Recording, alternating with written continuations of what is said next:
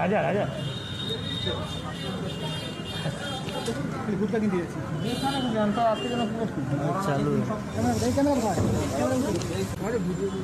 কারো যিনি অভিযোগ করা আর প্রমাণ করা অনেক কঠিন থাকে, ঠিক আছে। এখানে বহুদিন ধরে এই নাটক চলছে। এখানে এই যে ব্যাংক, এই ব্যাংকটাকে উঠিয়ে দেওয়ার একটা চক্রান্ত চলছে। আজকে যেদিন থেকে যে কাজটা, যে অধিকারটা ইডি নেই, কোনো ব্যক্তি নেই, এখানে ব্যাংক লোন দেওয়ার নেওয়ার কাজ হলো ব্যাংকের। সেখানে ব্যাংক লোন দিয়েছে, সমস্ত ডকুমেন্ট, সমস্ত আরবিআই গাইডলাইন মেনে ব্যাংক লোন দেয় কাউকে। এবার কারো কোনো অবজেকশন হতে পারে, সে অবজেকশন করতে পারে, কিন্তু এমন একটা সিন ক্রিয়েট করলো এখানকার ডিডি ডিপার্টমেন্ট আর পুলিশ ডিপার্টমেন্ট, মনে হচ্ছে ব্যাংক লোক লুটে নিয়ে চলে গেছে। বলছে 25 জনকে লোন দেওয়া হয়েছে। সেখানে অলরেডি যেদিন থেকে এই নাটক চলছে, অলরেডি ব্যাংক প্রায় 12 জন থেকে রিকভারি করে নিয়েছে।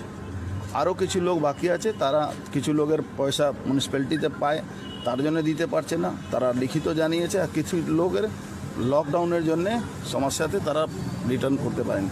কিন্তু এমন একটা রাজনীতিক মোটিভেটেড একটা প্ল্যান করা হচ্ছে কি এই ব্যাংকটাকে তুলে দেওয়া হোক। কিন্তু দায়িত্ব নিয়ে বলছি, ব্যাংক ছিল, ব্যাংক আরও মজবুত হবে, ব্যাংক আরও থাকবে।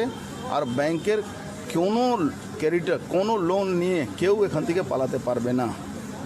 এদিকে লোন রিকভারি কোনো এদের নেই, এদের আছে এটাকে পলিটিক্যালি ভেন্ডেটা নিয়ে, পুলিশ কমিশনার থেকে নিয়ে, এই ডিডি ডিপার্টমেন্ট থেকে নিয়ে সবাই as a MP, as a এখানকার চেয়ারম্যান আমাকে মেলাইন করার জন্য এইসব বক্তব্য এটা ছাড়ায়। আজকে 12 জন এখানে বোর্ড মেম্বার একটা মিটিং ডেকেছিল 51 ক্লজ 3 রুলে। এখানে স্ক্রুটিনি হবে কারা কারা কাদেরকে লোন দেওয়া আছে। এদিকে মিউনিসিপ্যালিটি বলছে কি এই ডকুমেন্টগুলো ফেক আছে।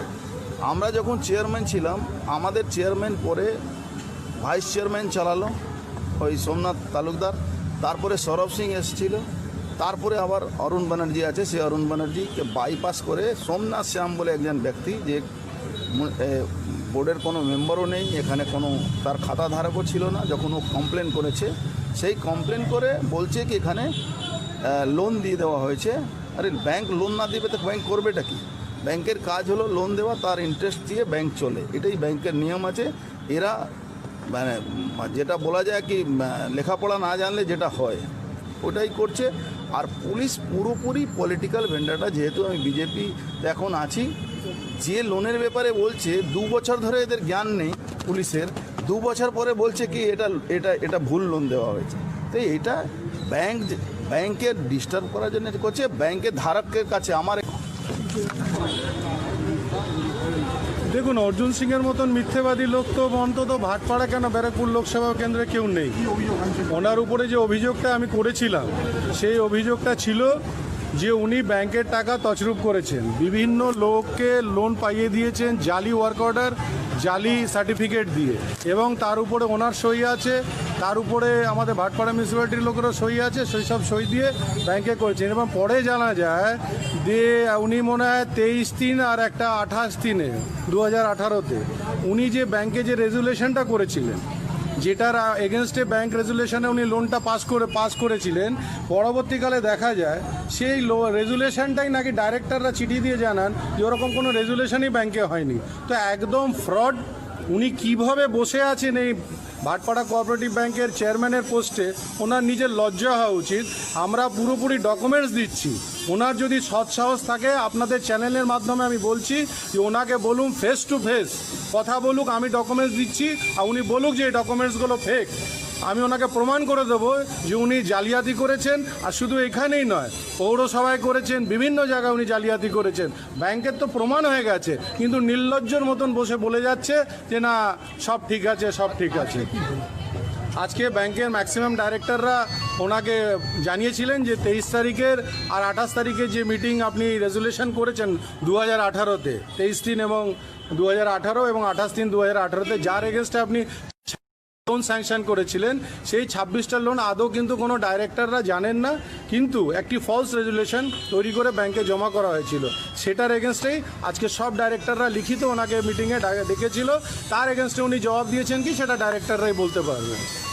আপনারা কি চাইছেন এখন? আমরা চাইছি যে ওনাকে যে করে হোক এখান থেকে সরাতে হবে, কেন এত বড় চিটিংবাজ লোক।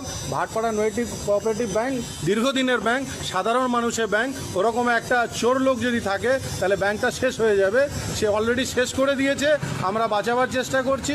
ওনাকে ইতিমধ্যে খুব শিগগিরই সরাতে হবে, না সরালে ধাক্কা দিয়ে সরাবো এবার আমরা। তিনি বলছেন যে তিনি যতদিন থাকবেন ব্যাংক ততদিন থাকবে, ব্যাংকের কোনো রকম উনি অনেক কিছু খেয়ালি পোলাও বানিয়েছিলেন। 2019 থেকে উনি বলছেন ভাটপাড়া মিউনিসিপ্যালিটি কোনোদিনও যাবে না, গারুলিয়া যাবে না, নৈহাটি যাবে না। এরপরে উনি বলবেন, সেটা গল্প আছে না যে আমাকে মারলে মারো, আমার ছেলেকে কেন মারলে, আমার বউকে কেন মারলেন। উনি হচ্ছেন তাই।